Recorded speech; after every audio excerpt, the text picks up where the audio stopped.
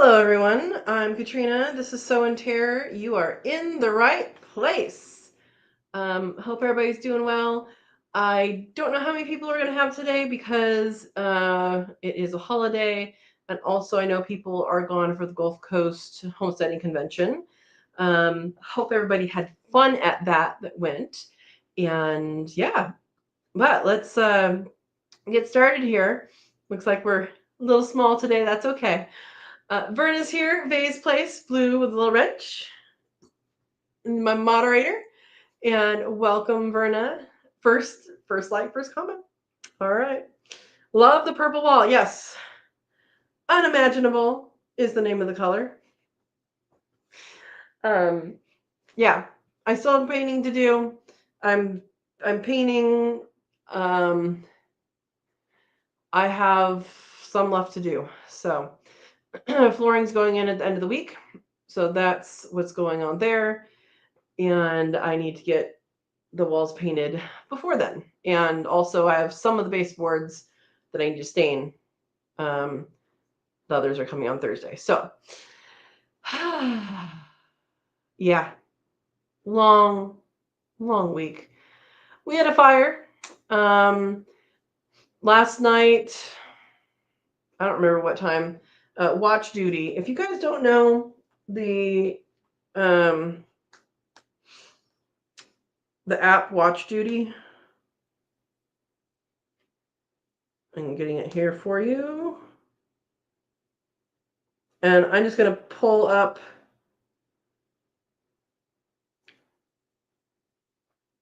this fire here. So it has all the information you want. Like that one has all, who was there, all that. It covers it covers all the West and then kind of to the Mississippi River. And I will, as far as I can zoom out. All right. So there's that. And then it covers, all the way over there. And then that's it. So anyway, I got a notification on my phone. Apparently it started around 8 something, and the local fire department responded when it was 5 acres about. And then everybody jumped on it. And I did not sleep well last night because they did not report that everybody jumped on it. I got a notification at like 9 something, I think it was 9 or 10 something, that said, hey, there's a 20 to 25 acre fire, and it's like 5 miles away, but 5 miles, you never know what's going to happen at night. The wind picks up or any of that. So I could see a glow. I took a picture. When you do your phone and like for the Northern Lights, it picks up and amplifies the light. And let me see if I can go get it. Yeah. So not sure how much it'll show up on here, but this was taking it. There you go, kind of. So that's what it looked like last night. And but yeah, it started yesterday, and they had a couple dozers on it and some hand crews. And I didn't know that. All I knew from the nighttime reporting was that air support had been requested, and I think 4 20-person crews were requested and would be arriving tomorrow, which is today. And so I was like, oh, great. Like, what, there's a lot that can happen overnight. And so it went up to 50, 75. And at some point, I don't remember, I think it was this morning, they reported at 130 acres. I don't think it's bigger than that now. But there's been helicopters going over all day with buckets. And what's interesting is usually in the past, they've gotten the mill has ponds or lakes or whatever. And I've seen, helicopters come in to get the buckets there, but it looks like they're probably getting it from the reservoir because they've been flying back and forth this way. And yeah, so there's been at least 3 helicopters, probably 4 or more, I think. 3 for sure. And then there's also at least 1 retardant plane that was on it. I went to the grocery store, and one of the ladies who happened to be there said that she had talked with one of the pilots, and they're mopping up. So it looks like they hit it hard, and it's calming down. The smoke is calming down. There wasn't any smoke last night, and then this morning woke up to tons of smoke. So yeah. Anyway, so that's what's going on. I processed rabbits today. I have 5 more to do, which will happen. If it's still light tonight, I'll do it tonight. If not, it'll be in the morning. And yeah, and then all the mamas will be free of children, and we'll just have the pasture rabbits, and the pasture ones will wait to be processed until they're already super old, until after these guys are done in the coolers. So it wouldn't be until next week sometime. So anyway, let's get into it. I did want to share with you guys again the link for Raising Quail of Aviaries course. Again, that's on my website, and it is a course that I put a lot of effort into, a lot of time, a lot of effort, raising quail in aviaries. Some of you guys might be new to the channel, know that I don't have quail right now. Well, I did, and I will again. I am concentrating. I moved last year. It's been a year now. This end of last month. Happy September. And so I will again. I just have to get things done right. And then there is another thing that I have to get the structure correct up there. And I have a vision, but yes, quail, I still plan on having quail, and aviaries is awesome. So if you saw me at QuailCon a couple years in a row, you might have heard me talk about the quail and raising quail in aviaries. But this is a course, and it's super inexpensive, and I recommend you get it. All right. The link is also in the description of all the videos. Okay, let me scroll up. It looks like people have arrived. Like I said, we might be a little slow today because of holiday and Gulf Coast homesteading stuff. All right. Verna says, love the purple wile. Again, that color is unimaginable. Is the name. Isn't that great? Desiree says, hello. Hello, anime game creator Desiree. Yeah, Verna says, wow, I don't know where everyone is. I think it's the holiday Gulf Coast homesteading convention has people's schedules all around. And then also first Monday of the month, we usually do on Thursday, but because my bee meeting is meeting next Thursday will be our Thursday for the month. So that is lots of stuff. PJ's here. Hey, friends. Hey, PJ. I hope you're doing well, and I hope you have things figured out and all of that. A reminder, I saw Erica's on here too. Welcome. PJ and Erica and other people, don't know if they're on yet or not, are members of the channel, and we do a Cook With Me Live every month. And this month we are doing a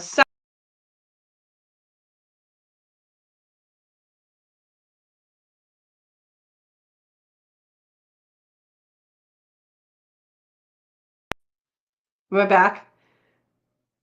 Someone say that I'm back. Anybody know that I'm back? Hopefully I'm back. I accidentally pressed the button. Thank you. Thank you. Well, anyway, I have my phone here, and I have my mouse here, and my phone hit my mouse and I went away. So anyway, let's go back up. So we have a Cook With Me Live for the members. You guys can join. It's super inexpensive. and we have a lot of fun doing it. We are doing a Saturday, 12:30 Pacific time, noon 30, and that is the 13th. So I need to get that out. I need to get the recipe out to you guys, or the ingredients out to you guys this week. I'm going to try and get that to you by Wednesday. If I don't, bug me. We are doing coconut chicken curry is what we're doing with naan. All right. So if you want to be involved in that, join the channel, and you can see that live with us, and also any past or future videos. All right, scrolling up because I had to scroll down to see if you guys said it was back.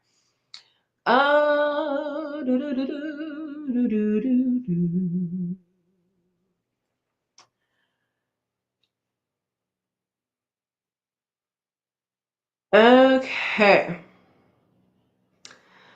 Eric is here. Welcome. Desiree says, forgot to message while waiting. Okay. Love that color from PJ. Yes, thank you. You guys probably can't hear it, but there's a helicopter going over right now, or approaching. The ceiling is called Perfect Sky. And of course, as you probably know, paint color changes when it's next to another color and under different lighting settings, be it fluorescent or UV or LED or all that. So when you have your colors, take your little swatches and fiddle with them. Another thing to think about, which it did right this time, did not realize at my old house, I also tried to do the blue ceiling and a green wall, and my blue was perfect as just on the ceiling. And then as soon as I put the green next to it, it turned gray. So the contrast, or the color, putting one color next to another color, changes their perception of those colors. So what you do is you take the paint swatch and you go like this, and you have, here's the wall and here's the ceiling, and see if it looks right. There you go. All right. Love that color. Good. And Verna says, PJ, you can see it in the light in this morning's weekend review. Yeah, it's different. I don't know. That wall's it looks dark on here. I don't know why it looks dark. But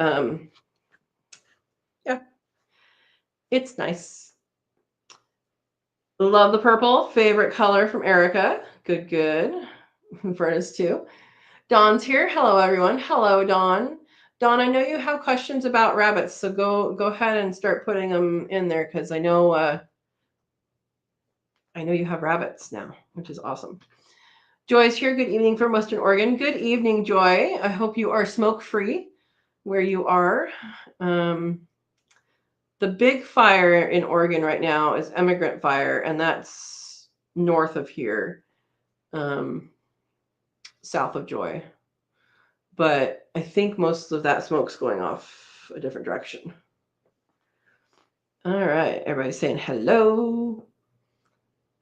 Dawn says, Katrina, does that smoke I saw in your video today affect the rabbits? I have neighbors that burn, so I was wondering. So a little, and PJ says smoked rabbit, yum. So a little bit of smoke isn't going to bother really any animal, but if there's like a lot of smoke, then yeah, it can affect them, just like it can affect you and me. The difference is you can't put N95 mask on a rabbit. Maybe you can, but I'm not going to. If the smoke was to get super, super, super bad here, I would do one of two things. One, try and get them inside somewhere if it gets super, super thick. And then two, if I wasn't able to do that, putting up some sort of cloth that's wet around, like don't wrap it around them, but hanging some cloth that's wet, and that would have to be re-wet. And that's my invention that I haven't done ever. So that's just out of my brain of a thing that might work to lessen the effect of the smoke. So The floor is always going to be open, so that might complicate that, but it would be worth it to try, I think. I do live in an area that, it's forest all around. There's fires that happen, and it's something you have to think about. I believe, oh, I'm sorry, I'm clicking things without meaning to click on them. At least it was as a laugh. I believe birds would probably be more sensitive than rabbits to the smoke, but rabbits could also be sensitive. So, yeah, those are some ideas.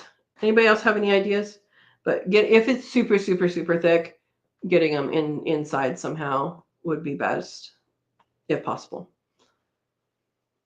Okay. Verna wants to know, what program do I use to edit my videos? I will show you. Let me open it first.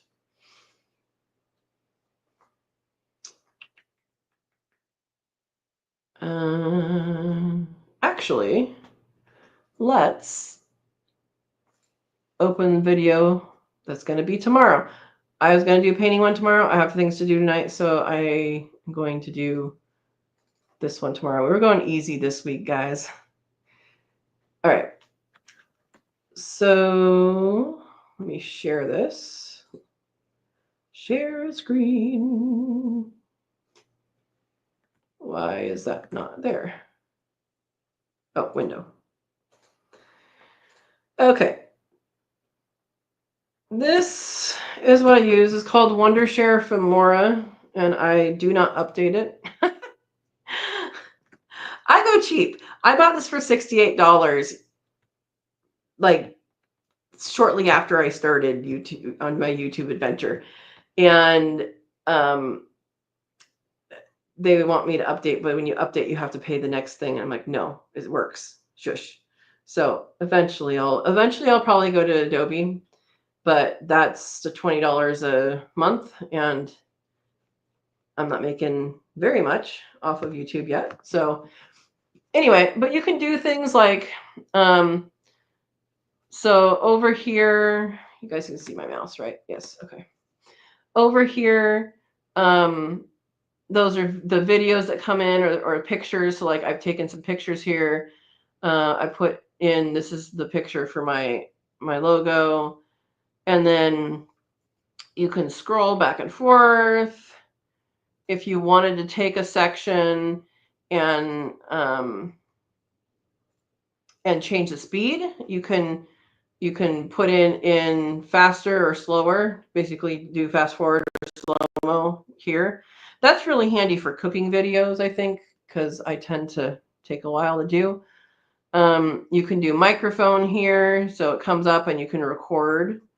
Of course, it's using the videos or the laptop's microphone. I mean, you can set it up differently, but so you can record there. You can cut out chunks. So like if you wanted to cut something, you just cut that and you can highlight and delete it, or move it up. What happened? Well, it went away. Why did it go away? Anyway, I don't know what's going on. So that's what I use. I don't know how much it is now, but when I got it, it was $68, and I argued with them because I got a lifetime membership, and lifetime should include updates. And when they're like, well, that's not supported anymore, I'm like, well, I did a lifetime. You update it then and provide me with it.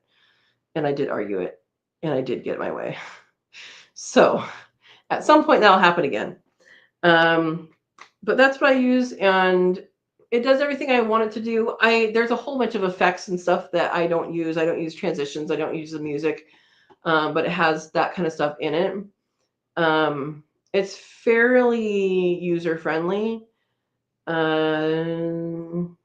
Yeah, that's what I use. All right.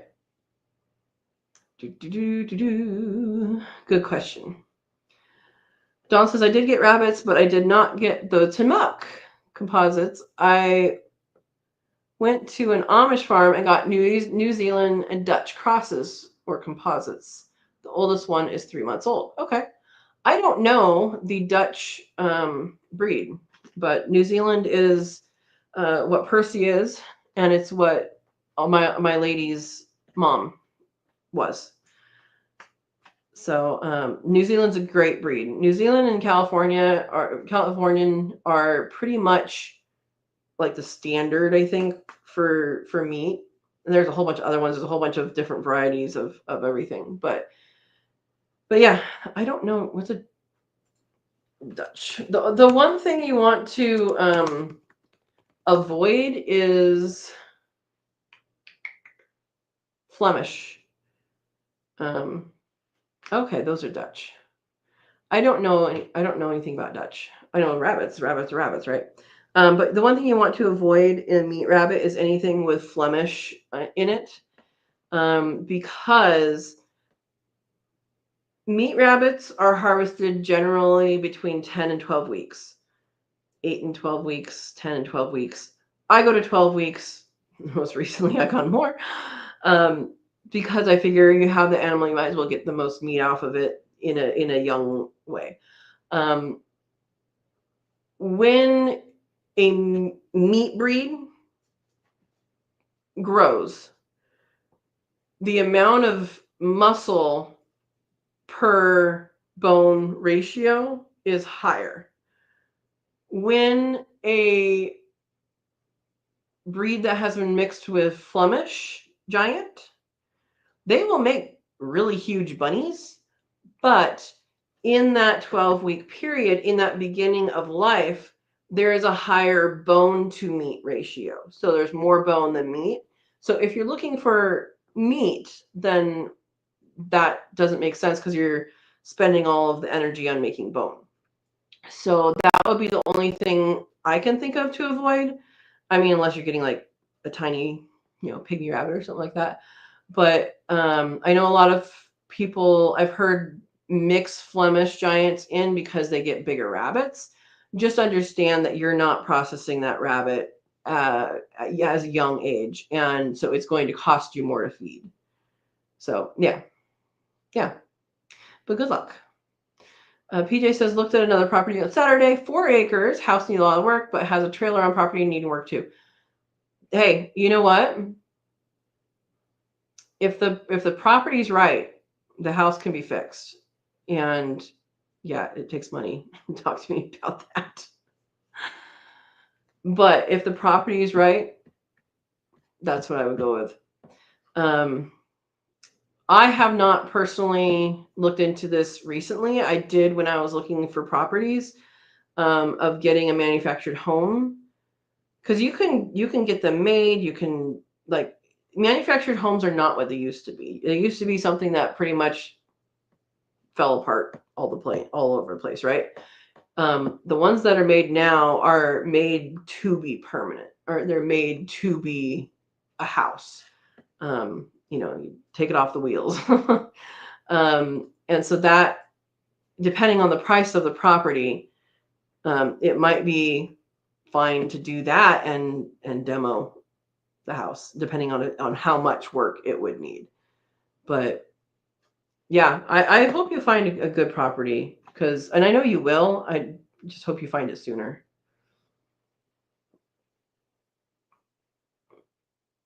Dawn says, the 2 youngest, I didn't understand his Dutch accent, but I swear when I asked if the littles were weaned, he said yes. They are 3 to 4 weeks old. I thought you said months. The oldest one is 3. How many rabbits did you get? And size-wise, how do they match up with what you've seen in my videos? Some people wean at 4 weeks. 4 weeks is a little bit early and it has a little bit of risk for, I don't remember what it's called, but it's when they don't have milk. It has a name. Verna probably knows what it is. I do 5 weeks. 6 weeks is 5 or 6 weeks is pretty typical for rabbits. Now, if you leave those babies in with mom, they will nurse up to the day that they get processed at 12 weeks. She won't let them nurse very long, but she'll let them nurse. At least my mamas have. Yeah, it'll be for like 1 minute. Like here's your dessert. But they don't have to have milk at some point, even though they'll still be with mom and they don't have to have it. Now, they start eating solid foods at like 3 weeks, but they're still at 3 weeks, 4 weeks, they're still nursing quite a bit. 3 weeks especially. So,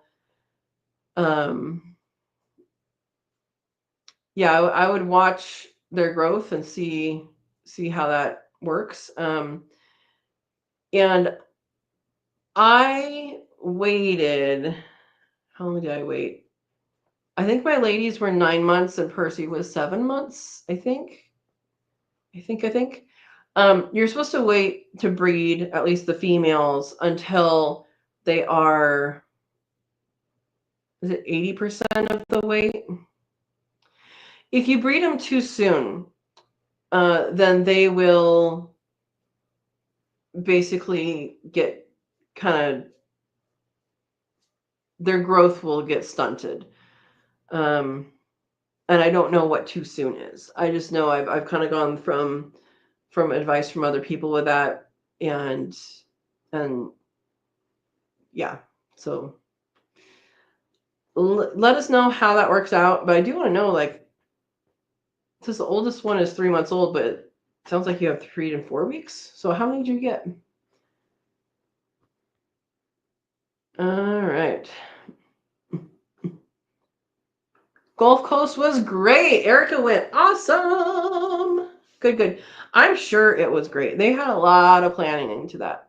Yeah. PJ says entire property is fenced with a divider in the middle of property. Hey, that's winning. That's winning, PJ. PJ, did I tell you how much people wanted to just do my garden, like the garden expansion area and the chicken run area? Over $9,000. I said no, I'm doing it. So at some point, I'm gonna be doing that. $9,000 for that? Fencing costs a lot. So I was also talking about like deer fencing, big game fencing, not just wire fencing. But yeah, I mean, it is wire. It's just not like single strand. Fencing is good. That's where he says, so I got a new chicken. Is it a chick or a chicken? And how successfully has it integrated?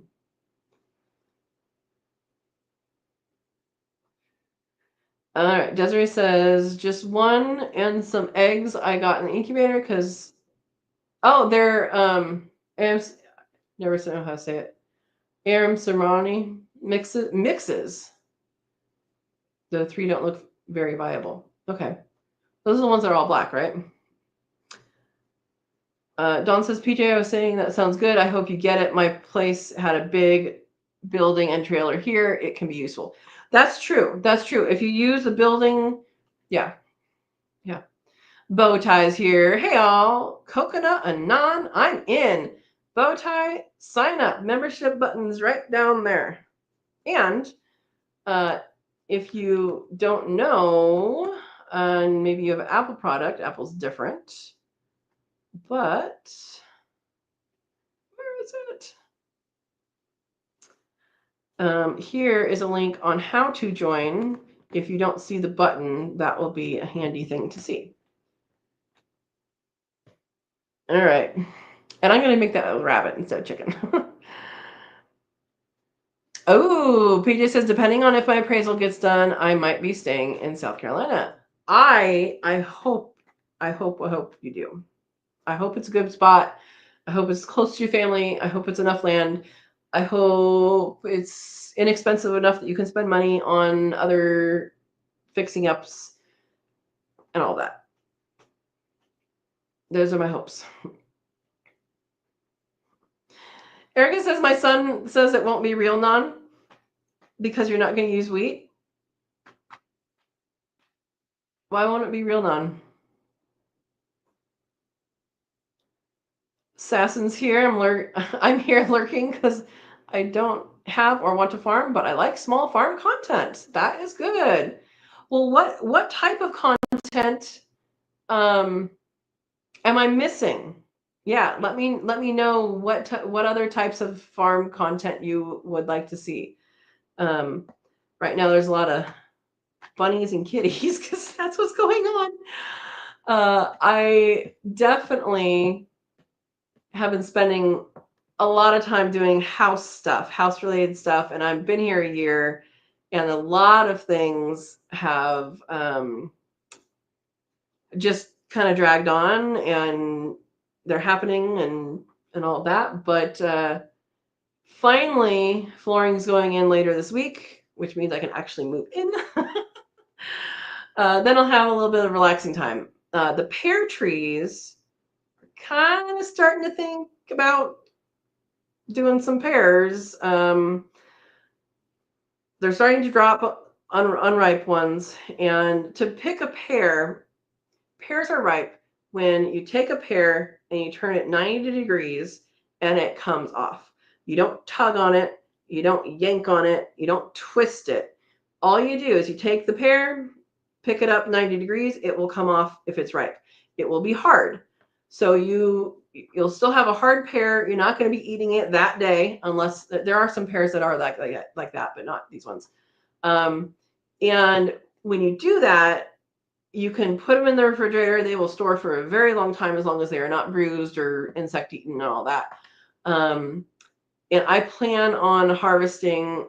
I want to keep track of things because I really, really, really, really want to juice pears this year, and I want to can pears this year. Those are my two goals. I don't need to freeze dry them. I'll freeze drying. I can do that next year. Or if there's a bunch, maybe I will. But I want to juice some and I want to can some. And that might be happening. Of the apple trees, the one that my neighbor wants, she's like, "Oh, can I pick some apples this year? I really want to make some apple pie filling." Yeah, because she used to own this property, and I'm like, "Yeah, there's tons there." And she goes, "Oh, I don't think they're ripe yet." I said, "Yeah, maybe another week." She's like, "Yeah, maybe another week." Another week came, and we're like, it's just dropping immature ones, and they're not maturing. I've had a couple mature ones off that tree, but most of it is they're dropping when they're immature. So I don't know if it's the heat this year that's doing that. The deer have been having a field day. I've been giving it to the rabbits, all that. But it's very interesting. I haven't even looked at the pear tree in the pasture, but I'm sure it's like this one. So my hope is to have some time once the flooring is in next weekend. Hopefully the pear trees are not ripe until then, to actually pick some pears appropriately. The other apple tree that's out here, it's a sweet apple. It's like eating apple, and it is dropping some pretty good sized apples. If I had the time to do a bunch of stuff with them, I would be collecting them. Right now, I'm picking stuff off the ground and eating it. Like, oh, this is bruised on that side. This side's fine. So I'm eating it like the deer are and throwing it back to the deer. Then there's one more apple tree across the street, and that I've been collecting some because I think that one is more of a storing apple. It's one my neighbor said is really good for applesauce. Last year, I pretty much ignored it. I ate one early on. It was just nasty, and I assumed they were nasty, and the deer were eating them. I'm fine. You can have them. And then I had one later in the year. It was delicious. And so I'm like, okay, we need to look at this. It has more complex flavor than the other two. So that's what's happening fruit-wise. I'm partially ignoring apples. I'm eating them, but not doing much with them this year. But I still have apple juice and applesauce from last year. All right. Erica says he was a non-cook for an Indian restaurant. Apparently they use special cooker, which we don't have. A tandoori? Is that what they use? Does he have a better recipe than I pull off the internet? Erica, can you send me his recipe?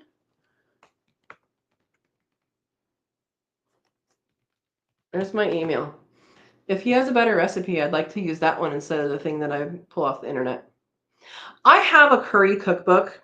I do not know where it is. I really, really, really want to do a lot more stuff out of that. And I do not know where it is. It's packed away somewhere. Like I said, I'm not I'm not even unpacked yet. But once I have that, I'll definitely be doing more kind of Thai type things. But yeah, if he has a recipe that is a good one, it doesn't matter that it's authentic. It's gonna have rabbit anyway. Okay, not the naan stuff. No smoke at Joy's house. That is good. I don't see smoke right now, which is really, really good because there's a lot of smoke this morning. Assassin says no smoke in the mid Willamette Valley at all this year. Awesome. I didn't know you were in Willamette Valley. I am south of you in Douglas County. Yeah. The smoke has been going. The Emigrant Fire came westward. The other smoke from the other big fire in Central Oregon tended to stay over there. So yeah, we've been pretty good with smoke days here. Oh, Bowtie is on month 9 of our remodel. We started by painting big swatches in 2 places to test lighting with, and without sunlight influence, still working on getting the ceiling scraped, renting a tool. Oh, do you have popcorn ceiling? Yeah, I didn't have that here. What I had was vents that didn't go anywhere because this house used to be heated by a boiler and it no longer is. And so when the guys did drywall stuff for the windows, I said, hey, can you guys just patch those? And so they did. And it looks a lot better. Note to anybody doing that and then cleaning your walls and ceiling, because that's what I did. I cleaned with TSP, trisodium phosphate. You have to rinse thoroughly. Yeah, don't try and clean over something that's already been texturized and has not been primed. It smooths it out. I did this on a couple of them by accident because I was just going go, you know. All right, there you go. Dawn says, Katrina, what age can little bunnies get chew sticks? I don't know if they are 3 to 4 weeks old or 8-ish because I didn't understand the man whose accent was too strong. Chew sticks anytime. I don't know that there's a minimum, mostly because I keep chew sticks in with my ladies. So yeah, chew sticks are important for rabbits because if they don't chew, so their teeth continue to grow no matter if they chew on stuff or not. So just like beavers, you know, beavers will chew down trees and stuff, but they will love apple sticks. So if you have apple or willow, those are their 2 favorites. Stay away from anything with a pit. So a cherry, a peach, all of those, plum. Stay away from those. It has something in the bark, cyanide. I think someone can correct me. It has something in it that if they have too much of it, it's gonna cause them harm. But apple and willow is definitely, that's what is used in pet stores. Do not buy pet store toys. They are a waste of money. You know those little like intricate balls of willow that you get? Yeah, they'll be destroyed in one day. It's not worth the $4 or $5 or whatever. Give them a stick of willow, they'll be just as happy. Yeah, so willow and apple is good. There are other types of wood they can have, and that's fine. But if you have either one of those near you, go ahead and cut some sticks for them, and that will be their little chew. Ooh, Dawn had a grease fire on a stove, and smoke killed all your birds in the house that breathed it. Oh my gosh. The canary in the coal mine is the scenario, right? I mean, birds have very delicate breathing systems. They have what's called circular breathing, and so it goes all the way through, and they're super, super sensitive to particles in the air, to lack of oxygen, to extra gases, to all of that. I've also heard of people using Teflon and fumes from that affecting their birds. I have not experienced this myself because I don't use Teflon, but yeah. Okay.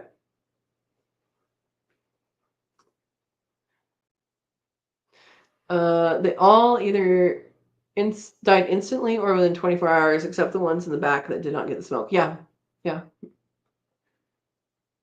Bowtie says, I live in the heart of Destin, Florida, with a 4th acre. I like the talk here too.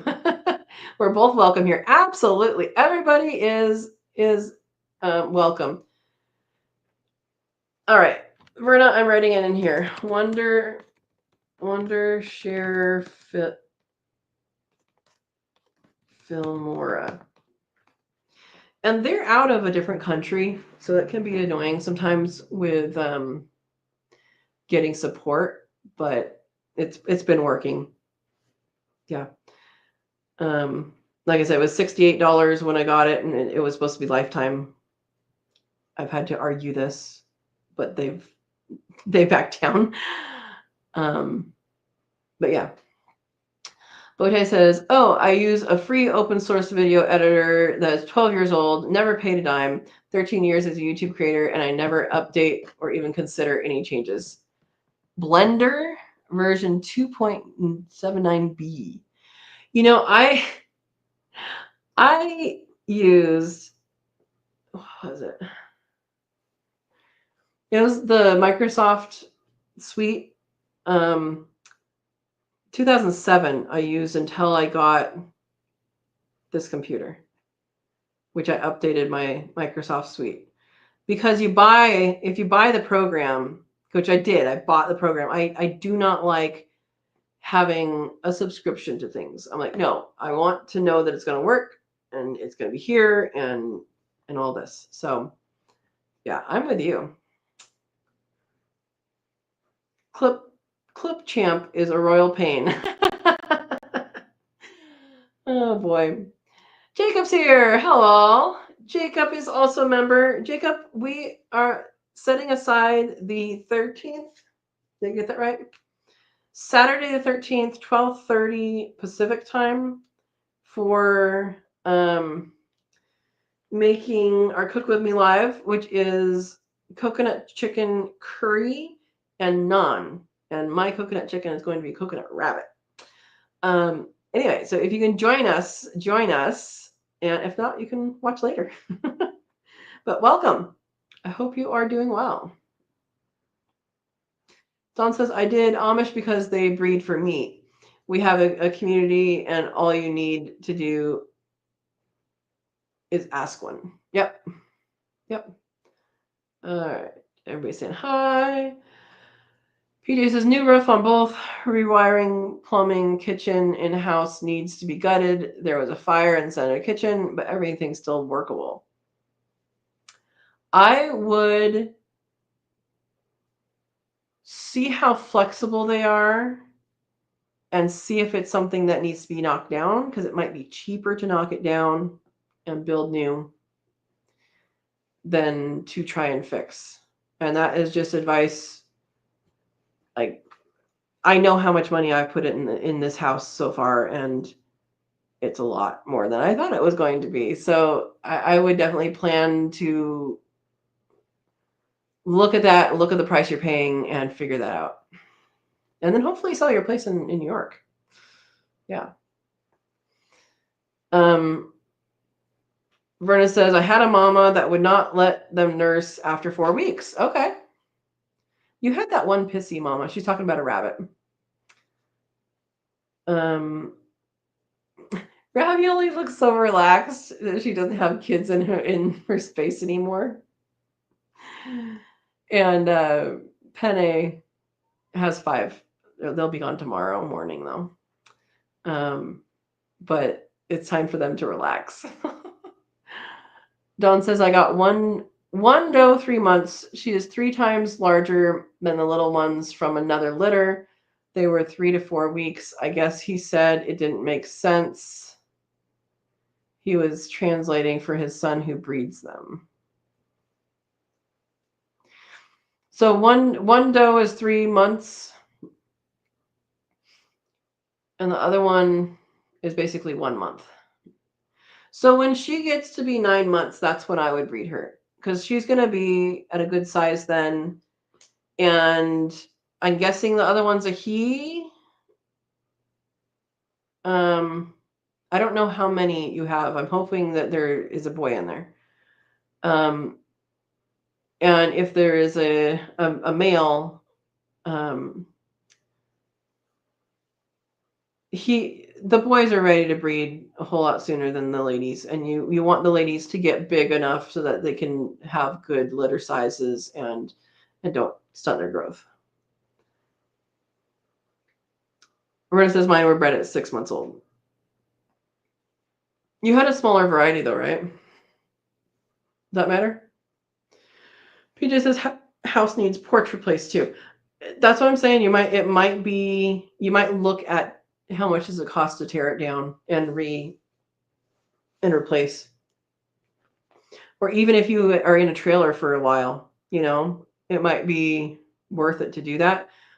Make sure that you can have a trailer on it though, if you go that route, because some places don't allow that. But they probably do where you are. I looked at some places in in the Willamette Valley, and it was like they had weird rules. So, yeah. Okay, 2 does and a buck. Okay. Verna says, but if not processed soon enough, they will breed with their siblings, if not separated, at 4 months. Yeah, so they start exhibiting at 14 weeks is when they start exhibiting adult characteristics. If you are harvesting a rabbit at 14 weeks old, and it's a female, you can sometimes, not always, but that's what I'm saying, it starts around 14 weeks.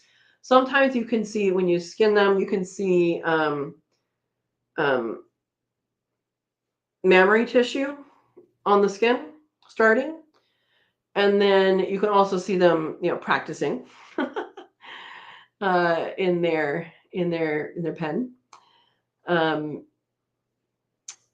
And so that's when they're starting to exhibit that adult characteristic. The adult hormones are starting. That's when they're teenage years. So, yeah. I know a lot of people separate, like, when you wean them from the mom, they separate males and females. And I don't do that because there's no point. I mean, if there is a point, I don't know it. They're not, by 12 weeks or by even 14 weeks, they're not going to be pregnant. The reason for separating males and females would be that they're going to be, breeding with their sibling and putting extra energy into that, and really you're going to want to process them instead. So that's not a concern at the age that I process them. So I don't worry about it. I know some people separate, but yeah, boys from girls. Okay. Don says everyone, including him, tried a pawning off 2 or more extra bucks. You know what? If you want to grow them up and practice processing, that is, that's a good thing. One thing I will say, male connective tissue is tougher than female connective tissue.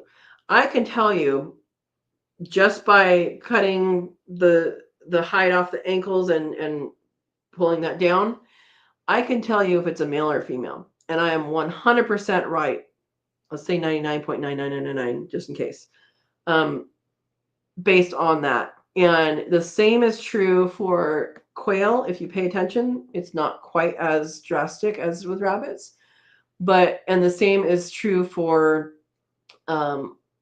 when rabbits get older, that difference, the difference gets greater. There's something, I think it's in the testosterone is my guess, that it's the connective tissue is much tougher in the males. So it might be good to practice on. Jacob said, we are currently still driving home from Golf Course Homesteading Convention. We left about 10:30 this morning after packing up. Awesome. I hope you had a great time. Erica said she had a good time. Did you guys meet? Verna says, see, Dawn, if they wanted to give you the extra buck, then take it. That way, the one you don't like, you can always go to the freezer camp. Exactly. Andy Rabbit's here. Hello. Hope you're doing well. Aaron's here. Hello. Hope you're doing well. Aaron is a member under his other name. And we are doing on the 13th, this is Saturday, we are making coconut chicken curry with naan. If you would like to join us, mine's going to be coconut rabbit curry. I hope Gulf Coast Homesteading Convention went really, really, really, really well. It sounds like it from the people so far, and I hope it did. I saw they did quail poop bingo, which is hilarious. I love it. Verna says, I harvested some cherry plums. Awesome. I have not harvested them, but I have picked a few and eaten them. This is my thing. I've been so busy. I know that if I harvest them, I don't have time to deal with them. My neighbor called me today, which is kind of funny because I know. So Verna did a video that went out today about fire cider. Verna, go ahead and put that video up if you want. And then if you can find mine, you can put mine up too. From last year before, something like that. I'm not making any this year because I still have some from last year. I don't use it very much, and I don't think it goes bad. I mean, it lasts forever. But my neighbor asked me, hey, are your elderberries ripe? And I'm like, I don't think so, but probably. And you know what? I don't have time to do anything with them this year because if they're ripe, they're ripe right now. I said, go ahead and go down and harvest what you want. You're going to need a stick to, a hook to pull down the limbs and all that. And I said, just take what you want and take some blackberries too, because I know I'm not going to do it. I'm not going to have time, at least right now, to do that. And blackberries always, come back. So I actually don't know if he did that or not. I gave him directions on how to get to the trees. But he was making things for the winter time. So he makes elderberry syrup. He makes a fire cider. And it's just so funny that all that happened. And then today we're going to put out her video about making fire cider. Now, what is fire cider? We'll go through it really quick. Fire cider is infused apple cider vinegar. That is what it is. Apple cider vinegar by itself is really good for you. It tastes nasty, in my opinion. But what you do is you infuse it, and you do it for 6 weeks typically. You can chop up stuff, put in a food processor. That's what I prefer to do. Much faster. Chop up all the things, put it in a glass container, cover it up with apple cider vinegar with the mother, 5% acidity. Some apple cider vinegar is less than 5%. You want to get the ones that's 5% because it's good for the acid. So with the mother is good, something like Bragg's, or there's lots of different kinds. Do not fill it up as much as I did in my video. Fill it up just to cover. You want nothing floating. You want it just to cover all the solids. Stir it once a day. Give it a quick stir. Put the thing back on. I did a flour sack towel over the top of it and then put a rubber band or something on there so it could breathe. Alternatively, you can put a lid on it and basically not quite burp it every day. But you're going to want to stir it every day. Okay, there you go. Do that for 6 weeks. And at the end of 6 weeks, you strain it out and you have a very, very little bit. Do not guzzle it. Very little, like a shot. In the morning, in the evening, whenever you feel like something's gonna, you might get sick, whenever you're around people who have been getting sick, all that. And I can tell you, I did this through, I started doing it in COVID time. My body, if I didn't have it, I had it every morning. my body, if I didn't have it by a certain time every morning, like it craved it. And I think it's nasty, but it does do something with your body. Now, what do you put in it for solids? You can put a whole bunch of different things. All the things that are good for you, right? You can even put elderberries in them. Ginger, turmeric, black pepper. If you're doing turmeric, always do black pepper. If you're doing black pepper, always do turmeric, because those things combined work together really, really well to make the best. They bring out the best in each other. Ginger, onion, garlic. You want some cayenne in there. You want some jalapeno. All the spicy stuff is good. Oregano, thyme. Those have the antivirals, antimicrobial stuff in them. All of these things you can put in there. Horseradish is another one people do. Lemon, orange. I learned from Verna's video that pineapple has a what'd you say? Anti-pain in there. So a whole bunch of stuff can go in there, and as long as it's covered, you're good. And it will boost your immunity, boost all of that. So anyway, so I told my neighbor that, yeah, go for it. I'm not dealing with it today. Yeah. All right.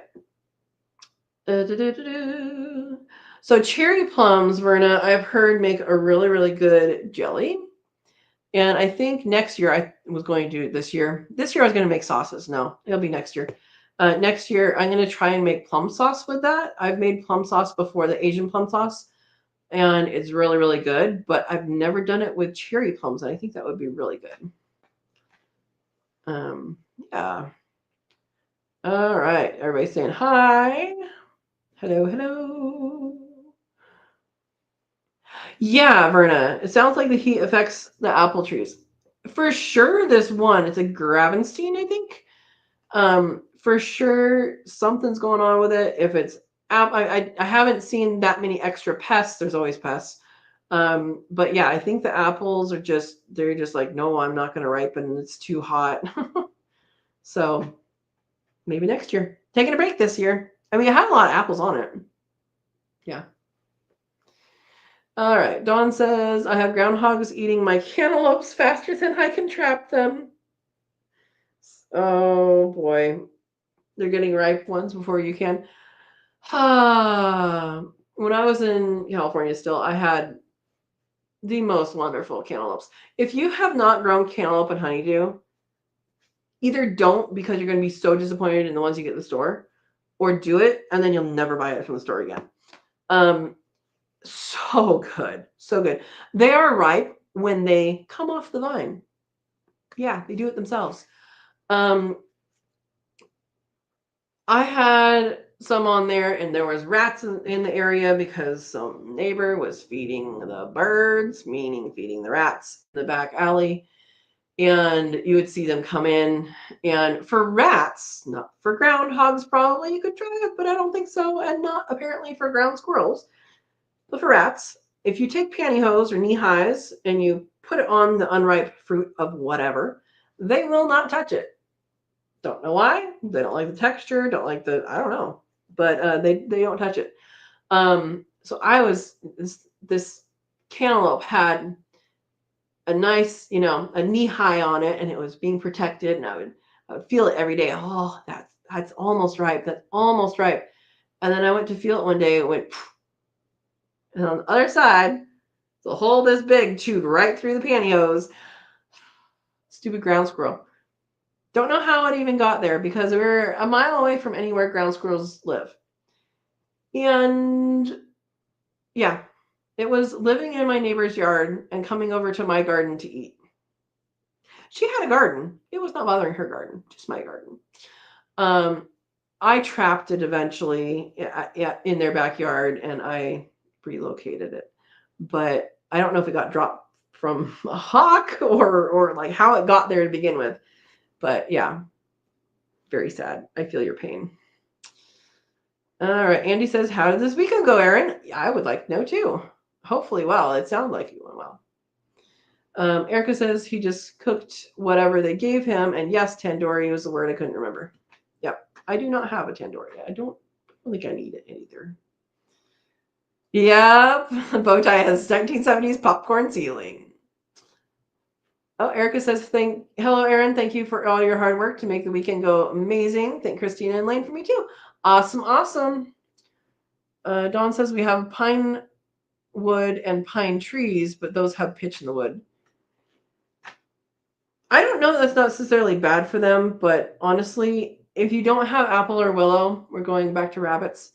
If you don't have apple or willow, I would look it up and just Google it or other website it just to make sure. But for sure, cherries, plums, peaches, anything with a pit, don't give them. And then cedar, I wouldn't give them. Yeah. Yep. Don says, oh, Howie's here. Food Forest Permaculture. Good evening, Earthlings. Good evening, Howie.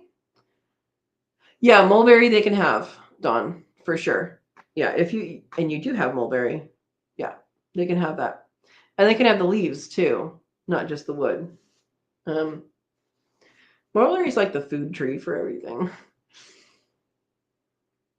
Don says they have not had treats at all.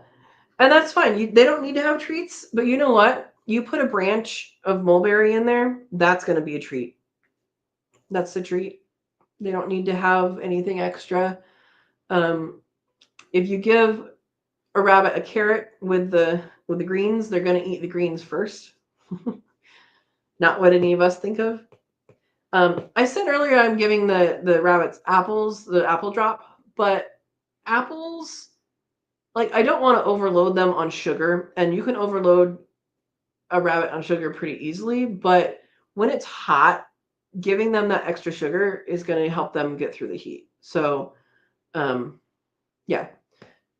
Carrots have a lot of sugar in them too. So people raise rabbits all sorts of different ways.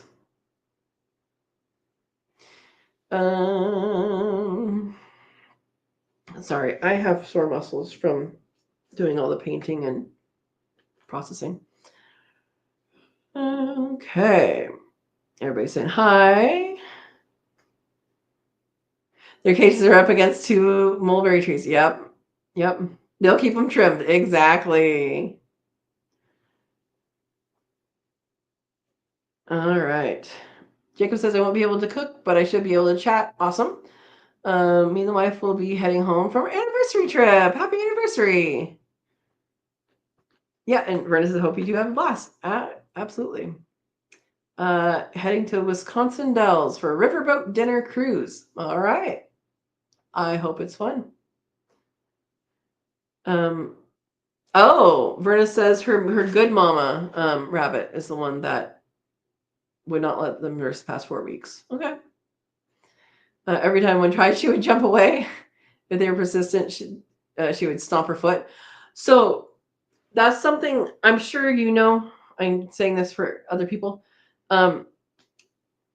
Nursing happens when mom wants it to happen. Most people don't see their bunnies nurse at all. I've kind of figured out approximately what time mine do. It's like 9 something at night is about when that happens. I don't know when the morning feeding is. I'm not usually out there, probably early enough, but they only feed them a couple times a day, and it happens when mom wants it to happen. And if babies are trying not during that time, she will not let them. So mama is the one that makes that decision. Yeah. Okay. Oh, Dawn, they were trying to sell the extra bucks. 3 to start, 2 does at $1. He had the 2 young ones in together. He said they were brother and sister. Yeah. So as far as breeding, line breeding is considered acceptable in rabbits, which is mother to son or father to daughter. but sibling is not. And I don't understand how those genetics work, but apparently that's kind of a standard, okay and not okay. Now, if you're breeding just to get meat and not to save, so like the assumption is once you have your setup, you're going to be saving at least one of the genders, right? And if you have two separate setups, there's ways that you can switch back and forth. The way I have mine set up, I will be switching out the buck. I'll keep females and I'll switch out the buck. I think that's what most people do if they don't have it set up better, with multiple options. But with if you're just getting meat and not saving a breeder, I don't know that it's that important as long as it's male and female. Now, you're going to get amplified. The more you do that, you're going to amplify characteristics. You're going to amplify good characteristics and you're going to amplify bad characteristics. So it could be good. You could get, something good out of it. You could get something bad out of it. And you're not really going to know until you get there. So that would be a reason not to do that. But I kind of wanted to go over that. Okay. Dawn says, I hurried up and separated them into different cages last night because I can't believe they were 3 to 4 weeks old. Yeah, so something that happens when young are weaned from mom. So this happens at 5 weeks when I wean from their mom.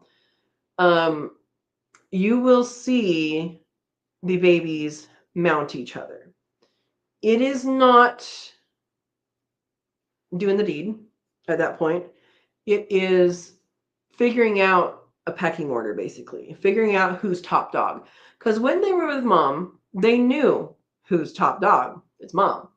But now that they're out on their own, they have to assert their dominance. And so that is what you might be seeing if they're only 4 weeks old. You might be seeing that. You might be seeing them figure out who is dominant. And that might be what they're doing. Yeah. Verna says, you got that right, Katrina. I don't know what it was, but yes, I do. Oh, the connective tissue. Yeah. Yeah, Dawn says you can tell on quail. Yeah. The 3-month-old doe feels like 3 pounds. I don't know how much your cross is supposed to weigh. New Zealand's, like my crosses and Percy, when they had their vet visit, they were all right around the 10-pound mark, as adults. So when they had their vet visit, when they had to cross the border, that's what they were. So about 10 pounds is what you're looking at for a mature rabbit. Yeah, I breed. I process. So people generally process at 5 pounds or around 5 pounds. To me, that's too small. That's not enough meat per individual, and there isn't any difference texture-wise or flavor-wise if you wait until 12 weeks and have a bigger animal. So my animals, I haven't weighed them in a while, but they're typically 6.5 to 7-ish pounds when I process them. And so 3 months and 3 pounds does not sound very big to me. Yeah, I would question how old that individual is.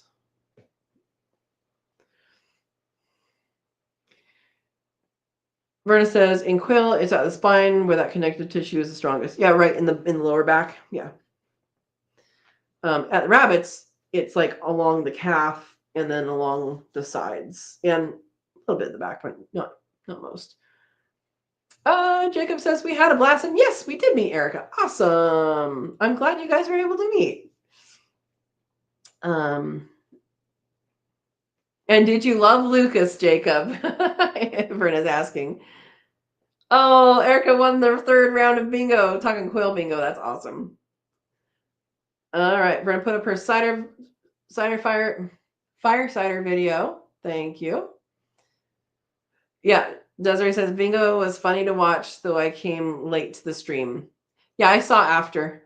Yeah, and then Verna also put up my fire cider video, and that is again the only thing I would change on that is to not fill up the entire jar with apple cider vinegar. Just cover it and call it good. Yeah. Yeah, exactly. Dawn says I still have elderberry syrup from years ago. Yeah. Things last. Verna says turn it up and down twice a day, burp it once a day. Yeah, so your method has the burping. I did the stirring. So yep. 1 ounce fire cider each day. I don't know how much I did. 1 ounce is about two tablespoons. That's probably about what I did.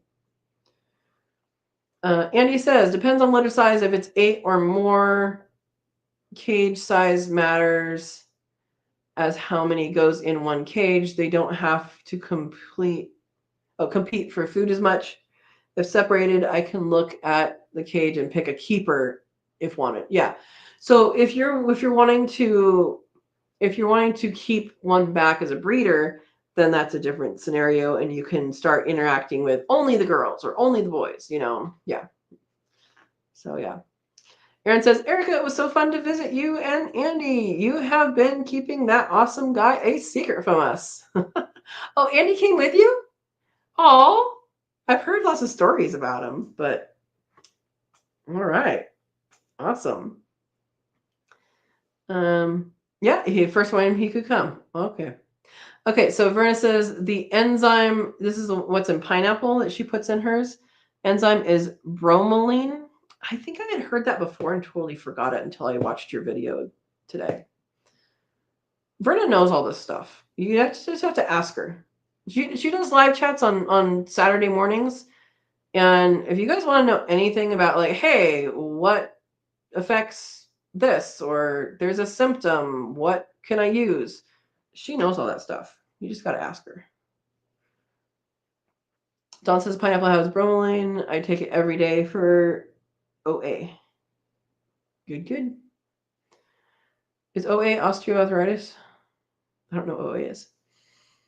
It has to be raw pineapple as canned doesn't have it.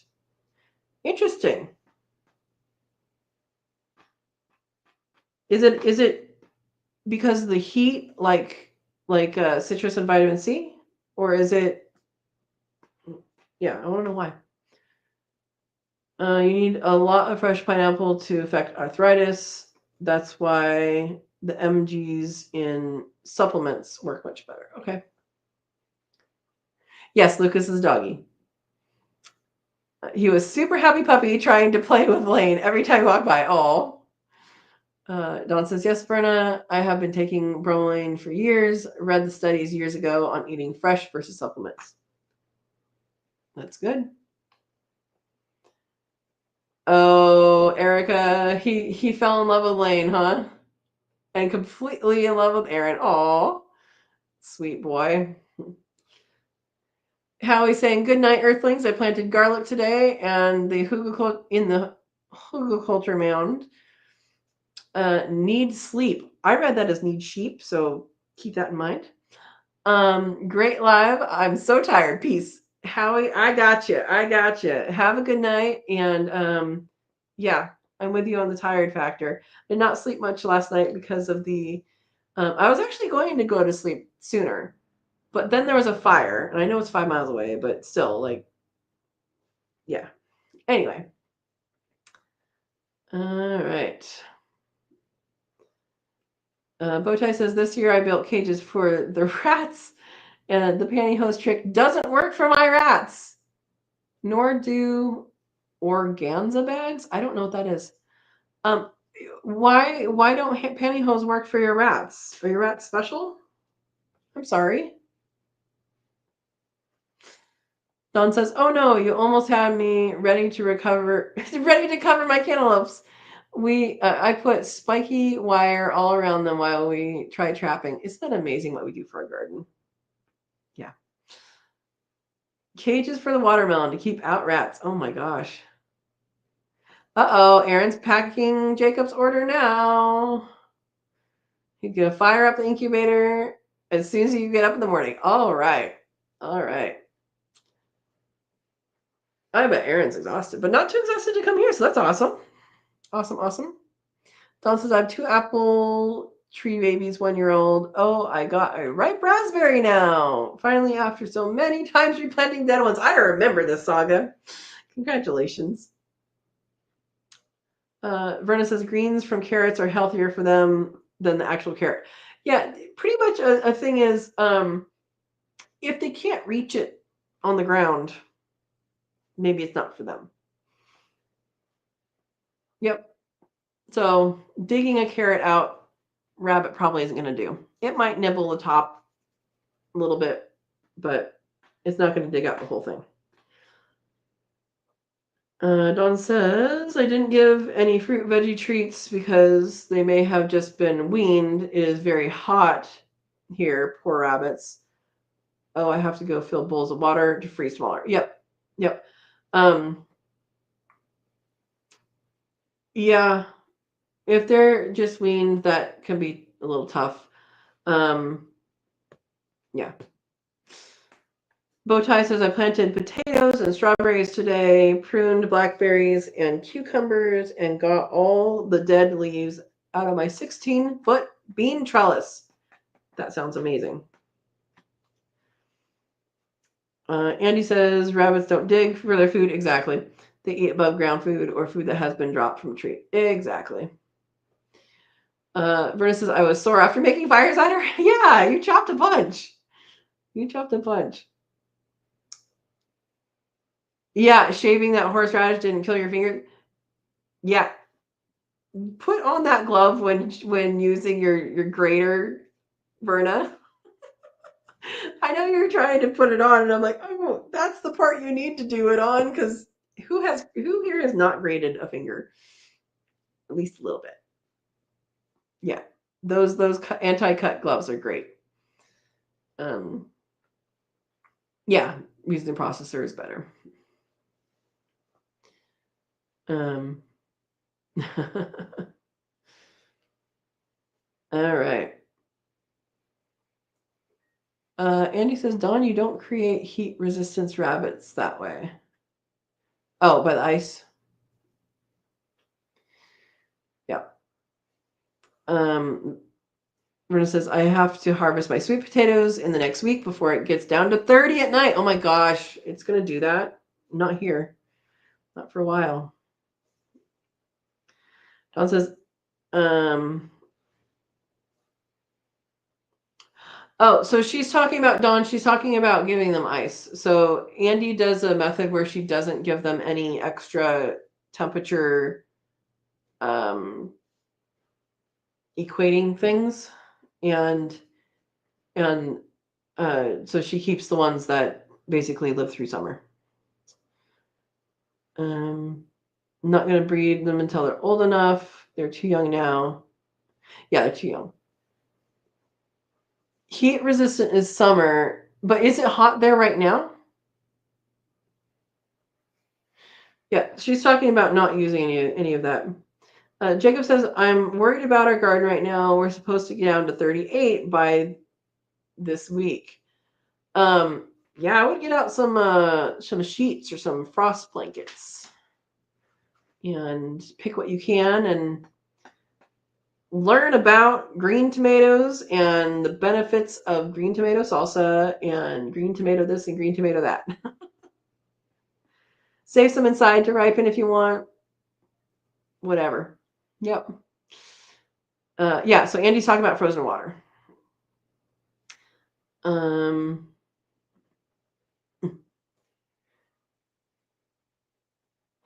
Yeah, so Dawn, this is something that dealing with rabbits and heat. In extreme heat, I give my rabbits ice bottles, and they use them.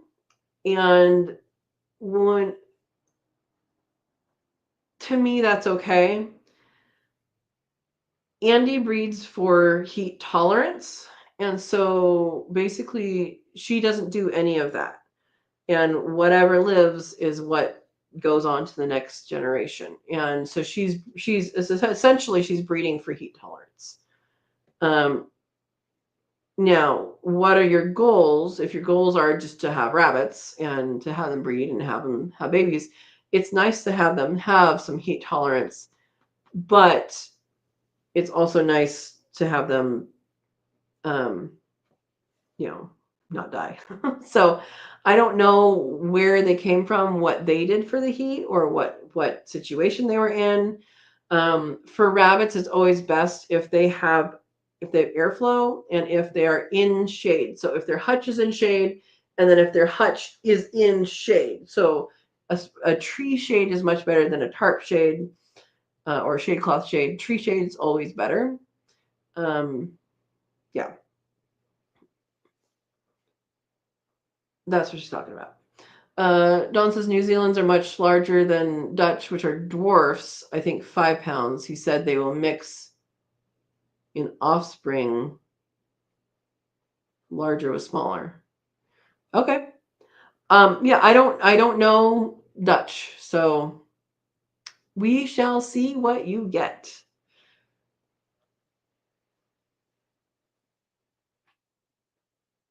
Yeah, Verna put a lot of stuff in her firesider. It's good. Heat is what kills the bromelain. Okay. Okay.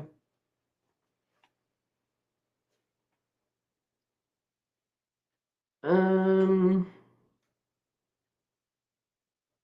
yeah, Andy says don't think back to the last 2 months and how hot it's been, the Amish don't baby the rabbits. Yeah, that might be true. It's almost 90 through the next 2 days. Then we get in the 40s at night. They should be fine. Bowtie says, "Oh, I mandolin my pinky yesterday, slicing cucumbers. So painful. Grating a finger is definitely worse." Bowtie. They make anti-cut gloves, which I always misplace, and I should probably order a whole bunch of them. And yeah, use them. Exactly, just like what Verna says. Yes, yes, yes, yes, yes. Bowtie says, I have them. 3 pair. I need to put them on. Doesn't work if it sits over in the corner. Okay, Andy says a Dutch rabbit is a little smaller than Havana rabbit. So that'd be an interesting mix. Um, they're probably going to be a lot smaller. You're cleaning it. Oh my gosh. Yeah. Well, we all do stupid stuff, right? Right? Um, I am going to put the Raising Quail and Aviaries course up here in the link again. The course I made, it's available online now about raising quail and aviaries. I was thinking about doing this summer. It didn't happen. I was thinking about doing a on-site workshop for rabbits processing, but I plan on doing that for whatever the first batch of rabbits is. I plan on doing that. So if you guys are local or somewhat local and thinking about raising rabbits or wanting to see how I do things versus how you do things or whatever, I am going to be doing a course. It'll be workshop, like on-site workshop, no videos, all of that, about how to process rabbit, how I do the after stuff, all of that. So I do plan on doing that. I'm not going to breed these ladies until probably October. They need a break from babies. I know they've not been pregnant for a while, but they need a break from babies, I think. and I have enough meat. Also, if you are somewhat local, I am looking for people to sell rabbit meat to. So that is something that I am going to be making some sort of flyer for and putting up in different places. Pasture finished, except for these two. These last two ones are mama finished, but I've pasture finished rabbit. So I will be doing that kind of reach out as well. And but I do plan on doing like a workshop, small group workshop for rabbit processing in the winter sometime. When does winter start? Not quite winter. Well, yeah, it'll be winter. In the winter sometime. We'll do rabbit processing. And so that will be something that I'll open up to people that are local or want to make the trip. I don't know if you come out that far for that, but that's going to be something that I'm going to be doing this winter. All right.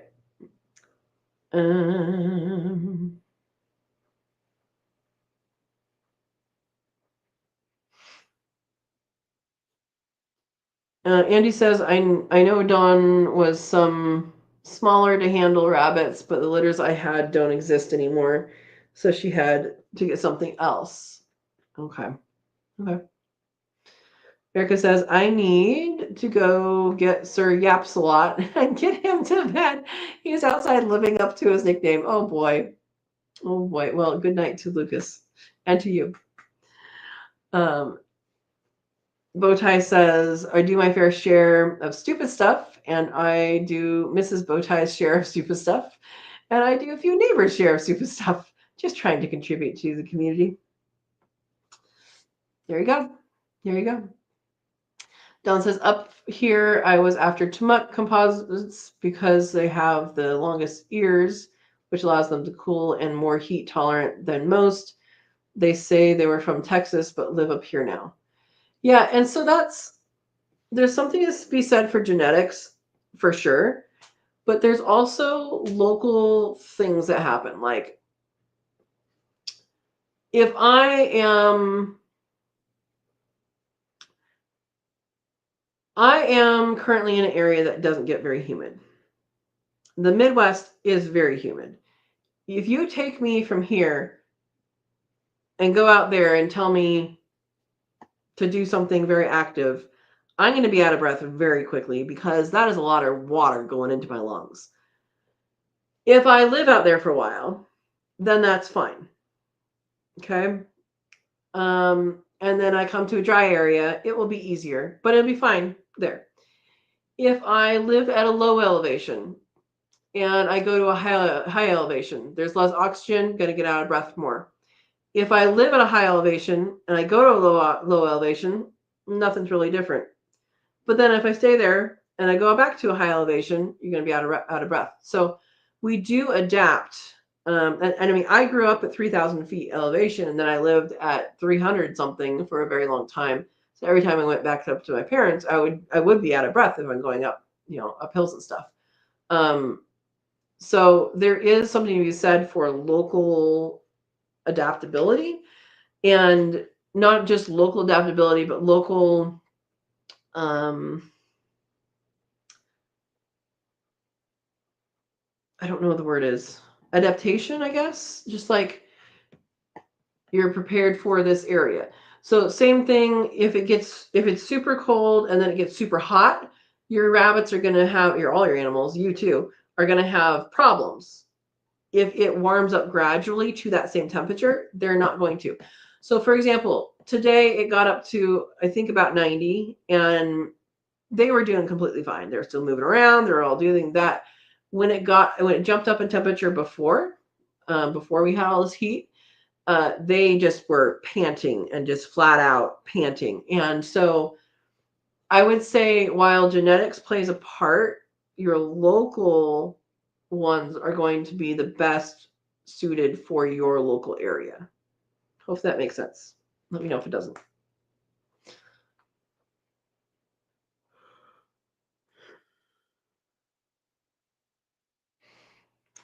Verna's laughing at bow tie.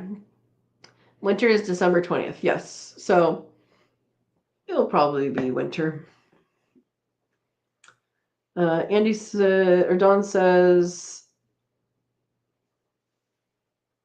I'm so sorry because you lost more than the ones you bred for me to. Oh, that's not good. Those are the ones that you lost out of the hutch. Yeah. That is sad. Verna says in 2025 the I have a hard time with this word. Autumnal equinox will occur on September 22nd, 1820. Winter solstice, which marks the first day of winter, is on Sunday 21st, December 21st. Jacob asks, do you tan your rabbit hides when you butcher? I have tried and failed because out of sight, out of mind. I've tried the pickling part. Now, that being said, I do save them and I am looking for a buyer. Because I feel like they shouldn't go to waste. Same thing with the heads and feet. Heads and feet make great dog treats. I don't have a dog. It makes a great dog meal if it's a head. Geez. And my local person that I have been giving stuff to, they're like, we have enough right now. So I will be sending my parents home with some. Are you watching? When they come and visit, and I'll have treats for any dog that comes. But I do plan on the rabbits that are in the pasture currently. They are older, and so I am going to try again with their hides. They're older, so their hides are thicker, and so I will be setting those aside in the freezer specifically to try that at some point. When? I don't know. It does take time. So I did the pickling. I tried the pickling, which is with alum and salt, I think, and warm water. And it's outside, out of mind is nasty. So don't do nasty. What I will try, I think, is the egg yolk and salt. The egg and salt version.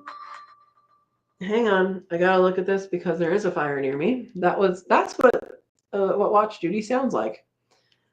There are different. Oh no, that's the other fire north of my parents.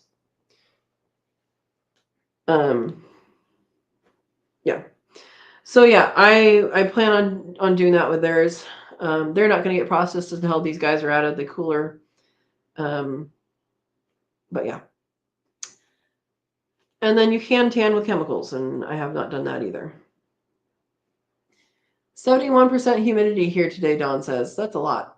67 at Myrna's. Dawn says, dry. Our grass went from green to brown to crumbs and on a dirt real soon if we don't get rain. Did get a $425 AC bill. Oh my gosh.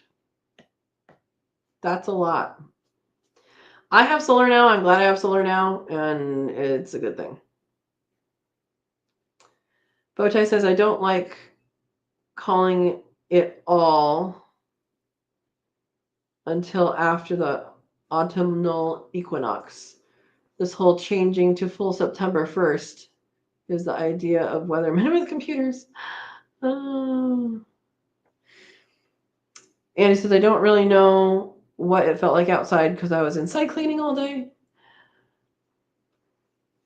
And Don says, I have a fall clematis bush that starts full bloom September 1st.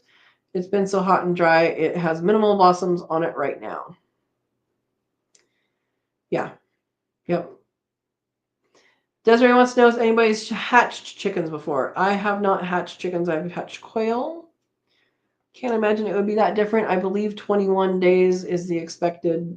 Is it 21 day for lockdown or 21 day for hatch? I don't remember. 21 days is in there somewhere. Andy hatched chickens years ago. And anyways, asking for tips. Bowtie says fall starts 22 September. And Erica hatched some chickens earlier this summer. Aw, Andy's having someone move away. Yeah, you can tan with their brains. And Verna, I know that's like the traditional way of doing things, but the thing is, the brain is inside the skull and you have to get to it. So I'm okay with not doing that. I'm okay with using an egg. It's supposed to be perfectly portioned, though, right?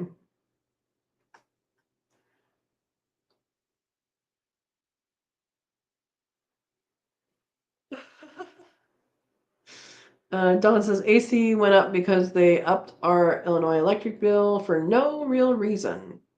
Used to be 138. It's not just me; it's everyone. Yeah, there's a lot of things with electricity going on right now. I know I got solar when I was in California. It didn't make sense for me to do it because I didn't do the battery or anything like that. I shouldn't have done it, but I did that, and they're like, okay, we're gonna be I forget what percentage solar by whatever year. And the thing is, oh yeah, that's great. Look, electricity goes back and all that. And I was like, well, guys, the gas bill's going to go up. It's unrelated. No, it's related because we're losing money on electricity now because everybody's doing the buyback thing. It's related. So yeah, gas went up. I don't have gas here though, so there you go.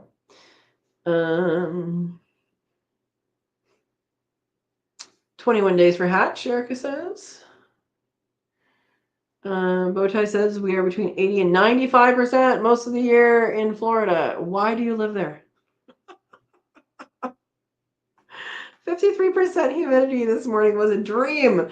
Why? Why? Do you like swimming? Do you wear swimming trunks all the year round just to go out? Goodness.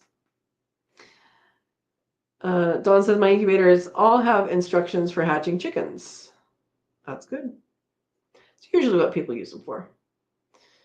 Andy says I went and asked the animal food processor for some brains. And did they give you some, or they call you Scarecrow, or what happened there? Rona says you could put chicken eggs on lockdown on day 18, 3 days before the expected hatch date of day 21. Yeah, and it's the same process during lockdown. You stop turning the eggs, increase the humidity to around 65 to 70%, and refrain from opening the incubator until the chicks have finished hatching and dried off. Dry and fluffy, as we like to say it. All right, Andy says he sold me some pig brains. Verna's electric went up too. Don't have gas at all. Yeah, it's going up and up and up. I paid a lot for my solar, but it's working. I think I need to get more batteries. I was going to do that this weekend because things are on sale, but I didn't. But I do think I need more batteries. Andy says it was kind of funny. He was like, "Yeah, sure, blah blah blah. Hey, why do you want brains?" Yeah. Bowtie says we have solar, $25 bills in the summer months. Winter months are a bit more due to low sun angle, but seldom above 100. Mine should be enough to provide through winter. Should be.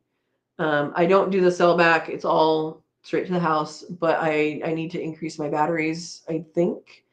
But it's supposed to be designed for that, and there you can go. A brain is a brain. I got 3 brains for $5. I think that should be a t-shirt. Yep. Hair you can wear. Joyce says, I want to learn how to tan hides with egg. How I understand it is you rub the egg into the furs on here. There's the skin, there's the connective tissue layer, you rub the egg into it, and then you cover completely in salt. People use borax too, but I think usually salt. And you basically let it set, and it soaks up all the moisture. The egg is for fat, and it does something. And then the salt sucks up the moisture, and then you scrape it. And what you're doing is you're scraping off the connective tissue, and so you only have the hide. And then when you have the hide, you're supposed to break the leather, and so that means pulling it apart until it turns white.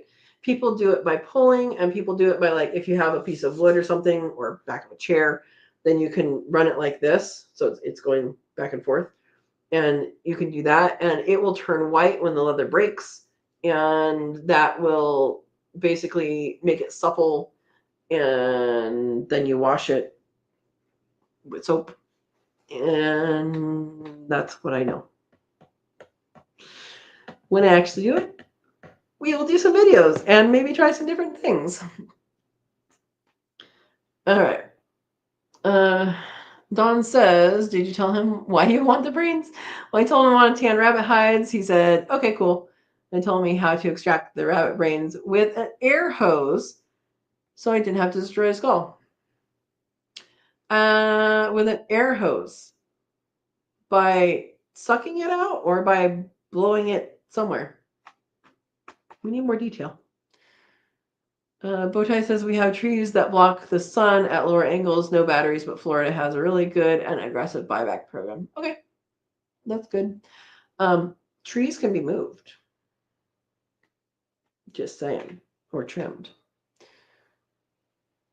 Brenda says I was planning on to tie 2 tan hides, then make a vest or jacket out of them. Then I had to move instead. Yeah, it's the story, right? It's the same old story. Yeah.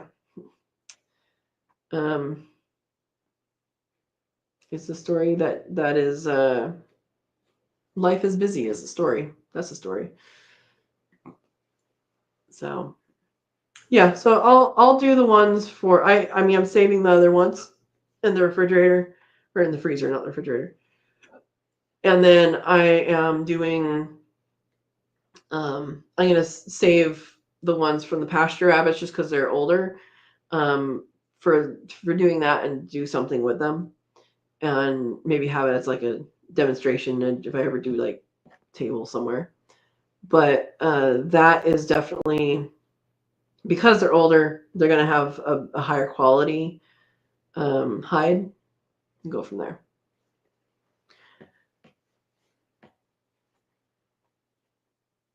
Okay, yeah, Andy says a hide is not truly tanned until it's smoked. That's why I say pickling hides is for alum and salt. Don says I need to get off for the night. That was good, and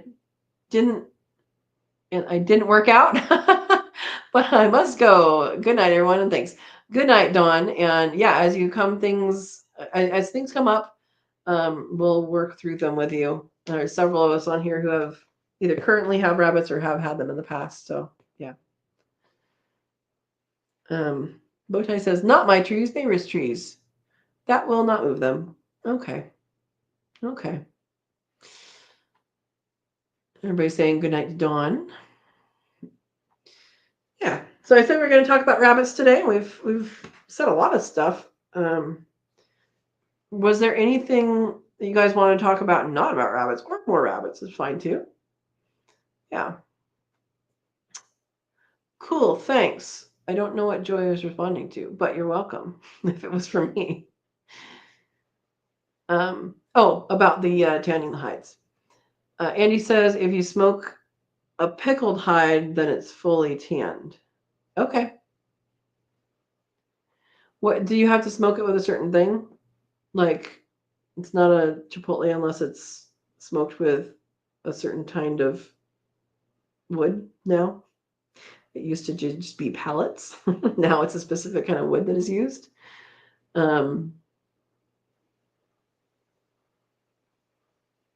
Yeah. Andy Rabbit says, warning, I like talking rabbits. Andy Rabbit. I had no idea that maybe Andy Rabbit likes rabbits. Oh, you're funny. Punkwood is the best because it's a surprise.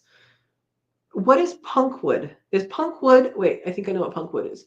It's the kind that you're on hidden camera. Or maybe it has spiked hair. Is punkwood? Is that the kind of wood that is soft? Like it's rotted to be soft? Is that what punkwood is? Video, please. Oh, yeah, yeah, punkwood. Yeah, when I do tanning, I'll do video. I've started video with the pickling and never finished it. Okay, punkwood is the really soft, almost rotten. That's what I thought, but I thought we'd have a little fun first. Glad to entertain you guys. You guys are laughing. Okay. Desiree says, one day I'll get a rabbit from Andy. Talking rabbit? How do you train them to talk? You've heard about Harvey, right? I'm just going to leave that there. If you guys are too young to know, you're too young to know. I'm probably too young to know. Punkwood is dry, rotten wood that is soft, spongy, and crumbly due to fungal decay. I didn't know it was due to fungal decay. Yeah. So how long do you smoke it for? That's what I want to know. Because we could just put it outside. I don't think that's what it means. So smoking, I would imagine, correct me if I'm wrong, Andy Rabbit likes to talk about rabbits. Smoking would kind of solidify the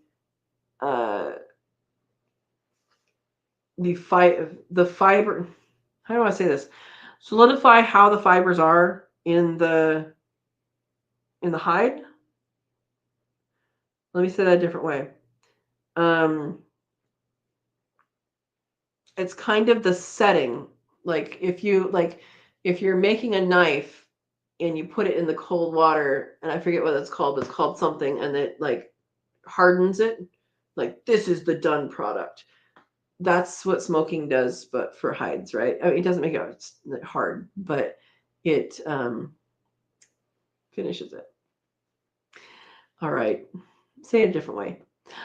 Punkwood is bright red, fuzzy, with earrings and chains that's wearing all black.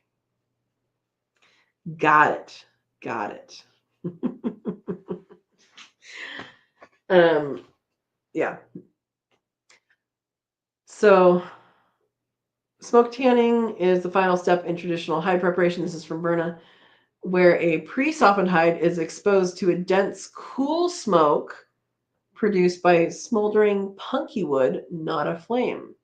This process involves something.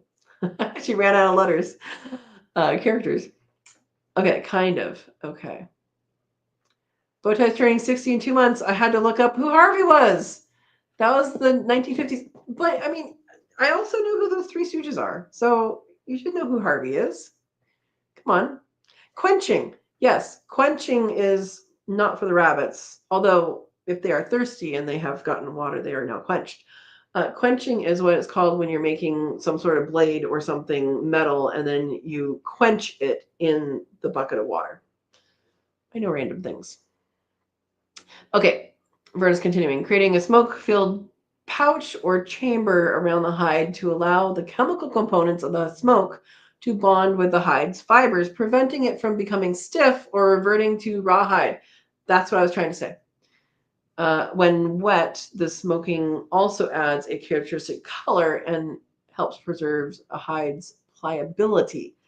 That is what I meant by solidifies how it is now. Those are better words. Probably came from Google, right? It waterproofs the leather too. Okay. Okay. There is another helicopter coming over. Yeah, we had the smoke and we didn't even get a good sunset. I mean, so it's just like smoke layers up there, but it's no longer smoky. So that's good. Okay. Of course you Googled it. Thank you, Verna. Um, no, quenching is the I should have remembered the quenching. Yeah. Oh, a little bit of silly doesn't hurt anybody, right? All right. So any other questions or comments or anything like that? Looks like we added a person. They're spying on us. I don't know. Say hi. Um, yeah, and all that tech Verna said, oh boy. Life is made for laughing. There you go. Bowtie says, I knew I had heard of Harvey with a V. I'm old and I forget things. Every guy of every age knows the Three Stooges. Exactly. Exactly. But do you know the original ones? Hmm. Do you know who Shemp is? Okay, we're not getting into Three Stooges. Andy says, bet you didn't know I knew what the dunking of a knife was. No, you know a lot of things. You know a lot of random things. Plus, this is an open book test. We have internet available.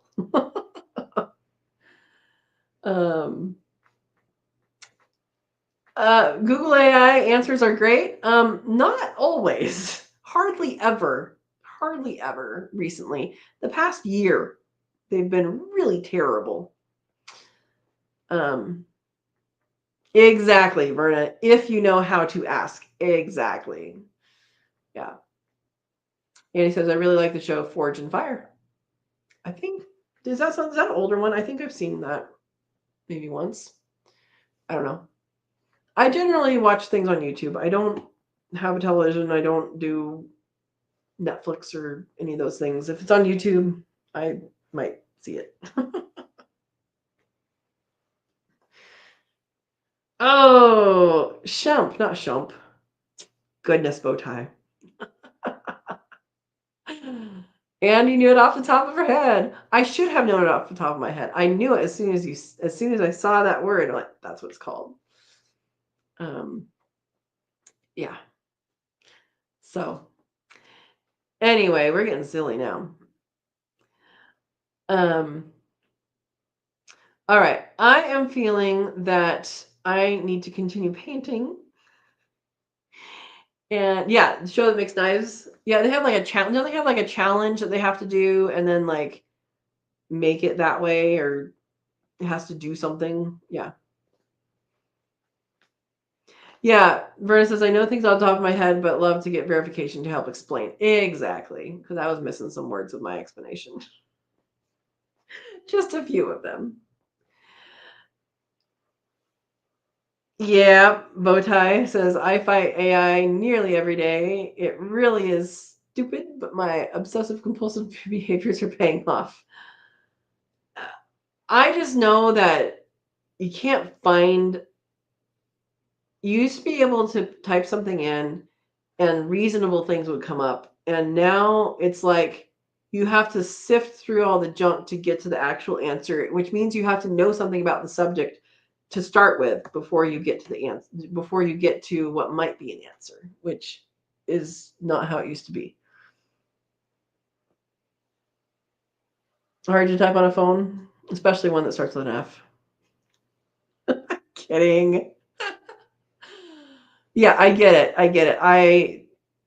Texting on a phone or typing on a phone is not where I excel either. Yeah. So, all right, guys. Well, I think we should. Yeah, AI was created with a young generation, which doesn't know as much as the older generations. All right, I think I should get back to painting, and I think you guys should have a lovely night. And next week is, instead of Monday, our live chat is going to be on Thursday. So that's next week. Usually we do that first week of the month, but this time it'll be next week because my bee stuff is next Monday, not this Monday. So that is what we are looking at.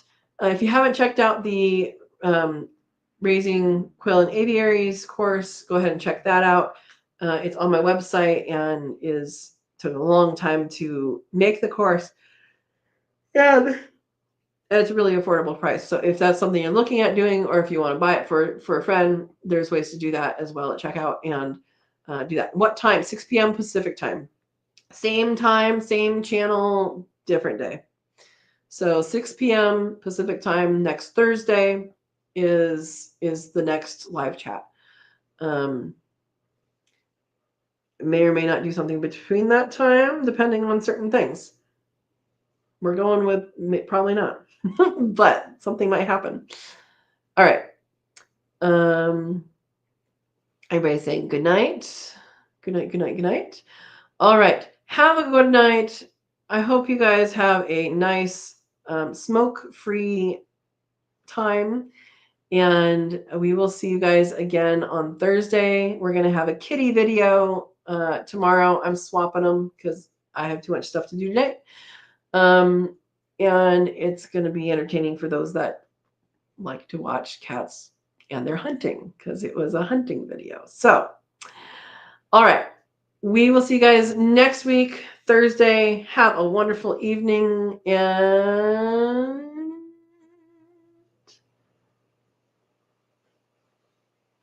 got it. Right. So I am going to be right after Slightly Redneck, right after Chris on next Thursday. That is a good way to remember if you guys watch Slightly Redneck. All right. See you guys next week. Good night.